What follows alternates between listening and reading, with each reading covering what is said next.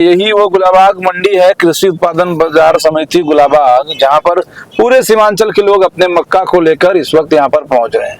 लेकिन जो मक्का के किसान के साथ मक्का के व्यापारी फ्रॉड कर रहे हैं, जिस कारण से उनके सपने अधूरे रह जा रहे हैं, वो चीज आज हम यहाँ के व्यापारी से या व्यापार मंडल के जो अध्यक्ष हैं उनसे जानेंगे। आखिर दिक्कतें कहाँ आ रही है, उस व्यापारियों के साथ क्या होगा जो व्यापारी फ्रॉड कर रहे हैं, और उन किसानों का क्या होगा जो अपने सपने सजाए हुए हैं कि मक्का निकलेगा और मक्का निकलने के बाद फिर हम उससे जो पैसे आएंगे उनसे अपने बेटी का शादी कराएंगे या बेटे का फीस देंगे, या फिर जो कर्जा लेकर हम मक्के का उपज किए हैं उसको भी हमको देना है। बाकी क्या कुछ करते हैं इसमें अध्यक्ष, हम लोग वहां पर चल रहे हैं, मार्केट के अंदर जाकर हम लोग आपको अध्यक्ष की जो बातें हैं वो बता रहे हैं। क्योंकि एक किसान जिसके 28 लाख की ठगी मक्का व्यापारी ने कर लिया है, इसके बाद ये खबर जो है पूरे सीमांचल में सनसनी की तरह फैल रहा है। तो लोग जानना चाह रहे हैं कि आखिर इनके बाद क्या होगा, कहाँ से खरीदारी करेंगे, किस तरह से क्या कुछ करेंगे ताकि ऐसे फ्रॉड से जो है वो बच पाए। गुलाबाग मंडी के हम लोग इस वक्त मक्का संघ के अध्यक्ष के पास है, पप्पू यादव इनका नाम है। और सबसे बड़ी खास बात क्या है कि जो लगातार हम लोग का ऑडियो वायरल हो रहा है जिसमें पीड़ित किसान 28 लाख रुपया जिसका व्यापारी लेकर भाग गया है, वो भी आज से नहीं बल्कि 1 साल से जो है वो भागा हुआ है। अब भी देखिए हम लोग के मोबाइल पर लगातार उनके फोन भी आ रहे हैं कि इस ऑडियो को आप हटा दीजिए या फिर उस चीज को आप समराइज कर दीजिए, लेकिन फिर भी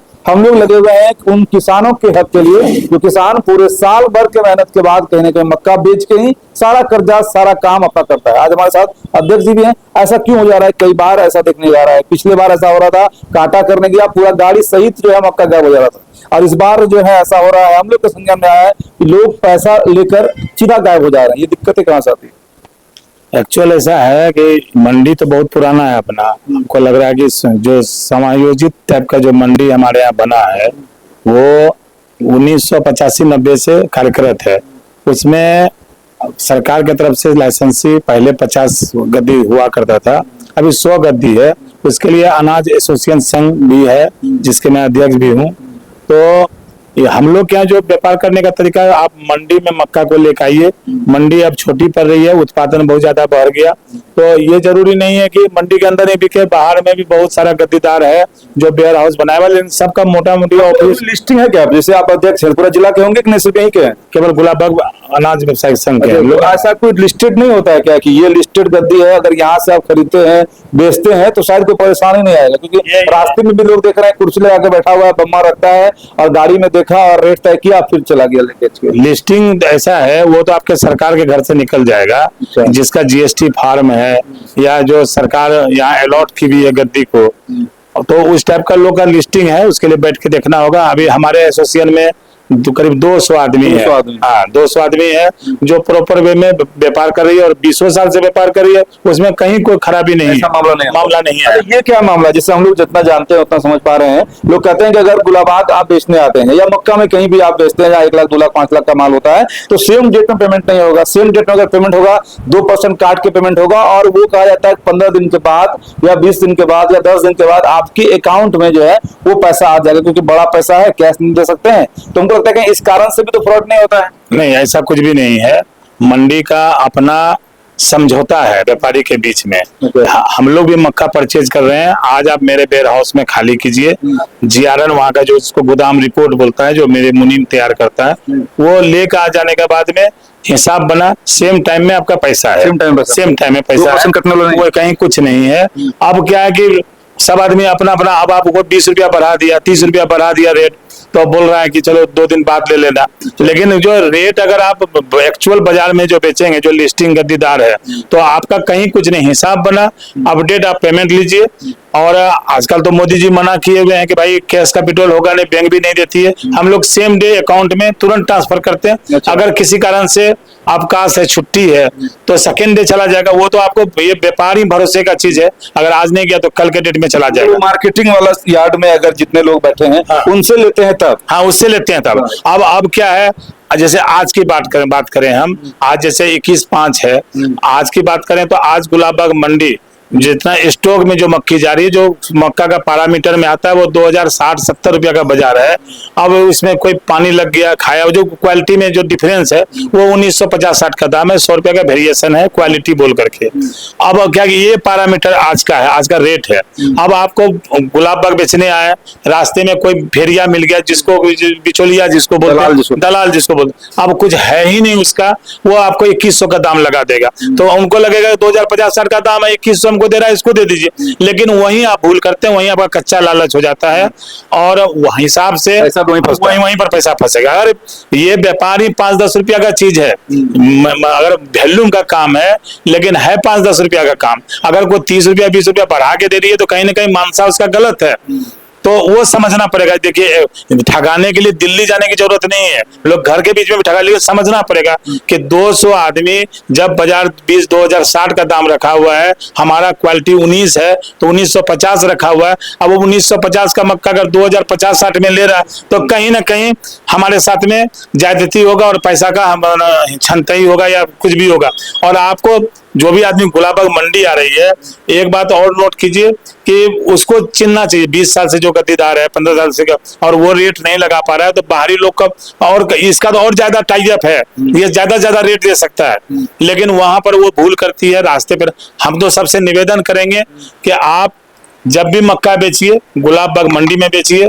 जिस अड़हतिया को आप जान रहे हैं, जिसके साथ में आपका 10 साल 20 साल से संबंध है, उसके फार्म में माल बेचिए। उसमें उसके पास पैसा कहीं नहीं जाना है। अगर आप रास्ते में चल के जिसको आप जानते नहीं है, पहचानते नहीं है, उसके पास अगर आप मक्का बेच देते हैं तो उसकी लायबिलिटी आप खुद बनते हैं आप, और बाद में फिर आप सब जगह कंप्लेन करते हैं प्रशासन को या मीडिया वाले को, तो उससे सबको डिस्टर्ब होते हैं। इसलिए पहले अपने आप को सुधारना होगा, कच्चा लालच छोड़ना पड़ेगा।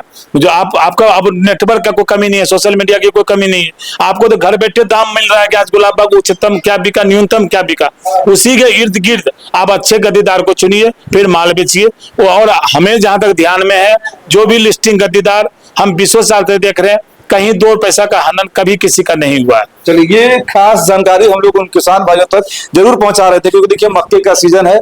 हम लोग, आप लोग, सब लोग जानते हैं, जो सीमांचल को जानते हैं वो ये जानते हैं, इस एरिया का बस एक ही ऐसा फसल है जिस पर पूरे किसान का जीवन जो है वो निर्भर करता है। शायद है कि नहीं?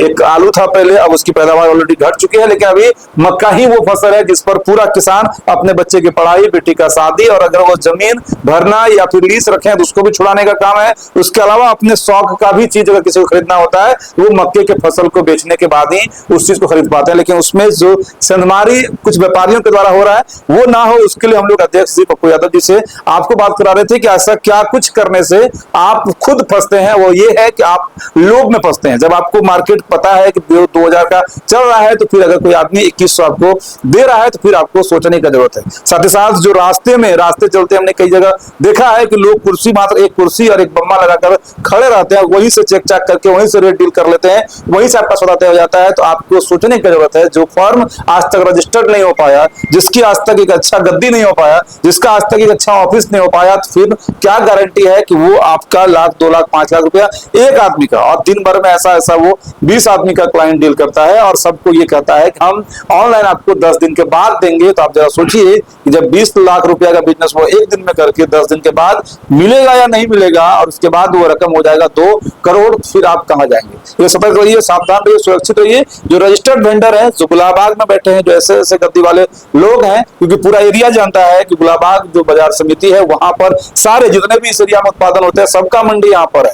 तो कम से कम आप मंडी तक पहुंचे, मंडी के लोगों से मिले। आपके स्थानीय भी एरिया में अगर आप बेचते हैं तो वहां के भी जो लिस्टेड लोग हैं, जिनका अपना खुद का दुकान है, जिनकी अपनी साख है, जिनका अपना पहचान है, उन्हीं को अपना माल दें। और उसके बाद ये 2% वाला कोई चक्कर नहीं है। सब जगह पर जो है आजकल जो है सब जगह का करंट अकाउंट होता है। सबके अकाउंट से मोदी जी ने कहा है कि आपको कैश फ्लो का कोई दिक्कत नहीं है, आज माल दीजिए, जैसे कल लीजिए, या फिर अगर वर्किंग डे नहीं है, सब शुक्रवार को दे रहे हैं। या आपसी तालमेल है आपका।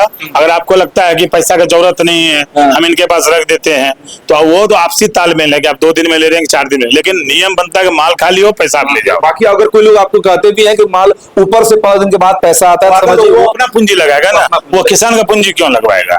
अगर ऊपर से तो सही में 2 महीना, 1.5 महीना, 3 महीना में पेमेंट आती है, लेकिन 3 महीना में पेमेंट आता है, तो फिर ट्रेडर का मतलब क्या हुआ कि आपसे तुम किसान से नगद लेंगे, ट्रेडर अपने औकात के मुताबिक माल बेचेगा। वो जरूरी नहीं है कि किसान का ही हम माल को मिल में पहुंचा दें, अब मिल वाला जब पैसा दे तो उसका नाम ट्रेडर नहीं, उसका नाम फिर बिचौलिया हो गया ना, वो ब्रोकर हो गया, उसको हम ट्रेडर कभी नहीं बोल सकते। ये बारीकी से आपको समझा दी, यानी कि जो माल जहां पर जा रहा है, मिल में जा रहा है, फैक्ट्री में जा रहा है, वो ट्रेडर का है, नहीं जो बिजनेस करे वो उनका मसला है कि हम 20 रुपया का मक्का लेकर बाकी उसको 25 रुपया हम बेचेंगे, कब पैसा आएगा, 2 महीना में आएगा, 3 महीना में आएगा, 15 दिन में आएगा। लेकिन हम अगर किसान से आज सामान ले रहे हैं तो अगर वर्किंग डे है तो उसी सेम डेट में 1 दिन के बाद देना है। अगर वर्किंग डे नहीं आ रहा है, जैसे शुक्रवार को आप दे रहा है, शनिवार बैंक बंद रहता है, तो सोमवार तक आपके अकाउंट में पैसा चले जाना चाहिए। अगर ऐसा नहीं आ रहा है तो ऐसा कोई संस्था भी है क्या जहां शिकायत करने से कुछ सॉल्व हो सकता है? ऐसा पहले अब लिस्टेड गद्दीदार को दीजिए ना, ऐसा कभी कोई प्रॉब्लम ही नहीं आएगा। और अगर ऐसा होता भी है तो आपको फिर थाना पुलिस कहाँ जाना पड़ेगा, उससे बढ़िया है सतर्क रहिए, सावधान रहिए, सुरक्षित रहिए, है कि नहीं? चलिए, जय हिंद।